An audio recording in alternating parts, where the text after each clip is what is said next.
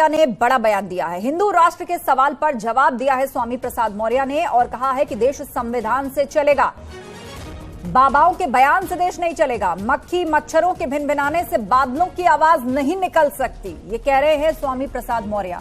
हिंदू राष्ट्र को लेकर उनसे सवाल पूछा गया था और एक बार फिर से हिंदू धर्मगुरुओं को निशाने पर लेते हुए स्वामी प्रसाद मौर्य ने कहा है कि देश संविधान से चलेगा, बाबाओं के बयानों से देश नहीं चलेगा। भारत को हिंदू राष्ट्र घोषित करने की बात चल रही है, ये कभी संभव न था, न है, न आगे रहेगा। हमारा देश भारतीय संविधान से चल रहा है और भारतीय संविधान से ही चलेगा। भारतीय संविधान समाजवादी, पंथ निरपेक्ष, लोकतांत्रिक सोच पर आधारित है। उधर वाराणसी में ज्ञानवापी परिसर के एएसआई सर्वे और वैज्ञानिक सर्वेक्षण की याचिका के खिलाफ मस्जिद पक्ष यानी कि अंजुमन इंतजामिया अपनी आपत्ति दाखिल कर सकता है। वहीं दूसरी ओर ज्ञानवापी से जुड़े सभी मुकदमों को एक साथ चुने जाने के मामलों में भी जिला जज की अदालत में सुनवाई होगी।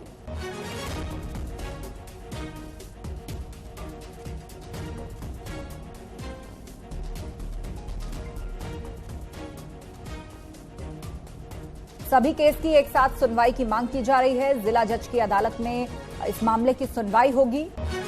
साइंटिफिक सर्वे का भी विरोध अंजुमन इंतजामिया की तरफ से किया जा सकता है। मस्जिद पक्ष आज अपनी अर्जी दाखिल कर सकता है। दरअसल एएसआई साइंटिफिक सर्वे को लेकर जो बात कही गई है उस पर अपनी आपत्ति जता सकता है। क्या है हिंदू पक्ष की मांग? ज्ञानवापी के पूरे परिसर की एएसआई जांच हो, कथित मस्जिद की पश्चिमी दीवार की भी जांच की जाए, इसके साथ साथ मस्जिद के जो तीनों गुंबद हैं उनकी भी जांच होनी चाहिए। इसकी मांग लगातार हिंदू पक्ष कर रहा है। गुंबद के नीचे मंदिर नुमा आकृति की जांच की जाए। ग्राउंड पेनिट्रेटिंग रडार से हर चीज का सर्वे हो। ज्ञानवापी विवाद को लेकर हिंदू पक्ष ने क्या क्या दावे किए हैं, क्या है ये पूरा विवाद? 100 फीट ऊंचा आदि विश्वेश्वर का स्वयंभू ज्योतिर्लिंग है। करीब 2050 साल पहले इस मंदिर का निर्माण किया गया था। महाराजा विक्रमादित्य ने इस मंदिर को बनवाया था। औरंगजेब ने साल 1664 में इस मंदिर को तोड़वा दिया। मंदिर को तोड़कर मस्जिद के निर्माण का दावा किया जा रहा है। ज्ञानवापी विवाद को लेकर हिंदू पक्ष ये बड़ा दावा कर रहा है। 100 फीट ऊंचा आदि विश्वेश्वर का स्वयंभू ज्योतिर्लिंग है वहां पर। करीब 2050 साल पहले इस मंदिर का निर्माण महाराजा विक्रमादित्य ने करवाया था, जिसको औरंगजेब ने 1664 में तोड़वा दिया था। वहीं अयोध्या में राम मंदिर निर्माण का कामकाज देखने वाले श्री राम जन्मभूमि तीर्थ क्षेत्र ट्रस्ट को नया कार्यालय मिल गया है। आज कार्यालय का उद्घाटन हुआ और श्री राम जन्मभूमि तीर्थ क्षेत्र ट्रस्ट के सदस्य डॉक्टर अनिल मिश्र यजमान के रूप में यहां गृह पूजन उन्होंने किया है।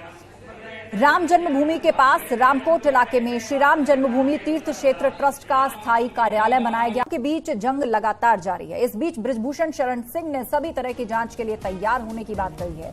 बृजभूषण शरण सिंह ने कहा, मैं अपना नार्को टेस्ट से लेकर पॉलीग्राफी टेस्ट या लाई डिटेक्टर टेस्ट कराने को तैयार हूं, लेकिन मेरी शर्त है कि विनेश फोगाट और बजरंग पूनिया का भी ये टेस्ट होना चाहिए और अगर दोनों पहलवान अपना टेस्ट करने के लिए तैयार हैं तो प्रेस बुलाकर इसकी घोषणा करें और मैं भी इसके लिए तैयार हूं।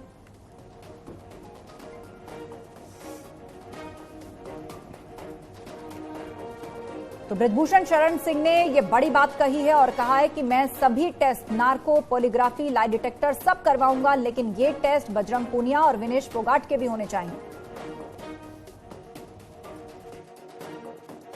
ये नार्को टेस्ट से सच्चाई सामने आ जाएगी तो मैं उसके लिए तैयार हूं।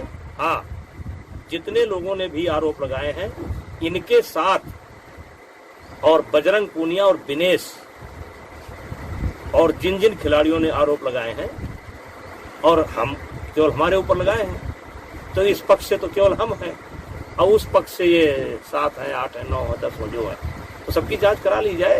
ये मुद्दा समाप्त होना चाहिए ना, बहुत लंबा नहीं चलना चाहिए। डोप टेस्ट कराइए, इन खिलाड़ियों का कराइए, साथ ही साथ मेरा कराइए और इनकी मांग को लगातार देश सुन रहा है। 18 जनवरी से लगातार सुन रहा है, अब उसको दोहराने की जरूरत नहीं है। इनका डोप टेस्ट सबसे बड़ा हथियार है, मैं उसके लिए तैयार हूं।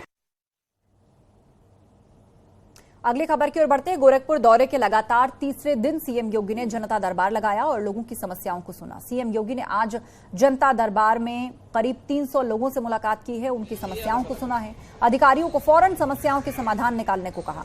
सीएम से मुलाकात करने वालों में इलाज के लिए आर्थिक सहायता की गुहार करने वाले लोग ज्यादा नजर आए। मुख्यमंत्री ने उनसे कहा कि किसी को चिंता करने की जरूरत नहीं है, उपचार के लिए धन की व्यवस्था वो करवाएंगे। सीएम योगी ने अधिकारियों को निर्देशित किया कि इलाज में आर्थिक मदद संबंधी आवेदनों पर अस्पताल के एस्टीमेट की प्रक्रिया को जल्द पूरा कराकर शासन को भेजा जाए।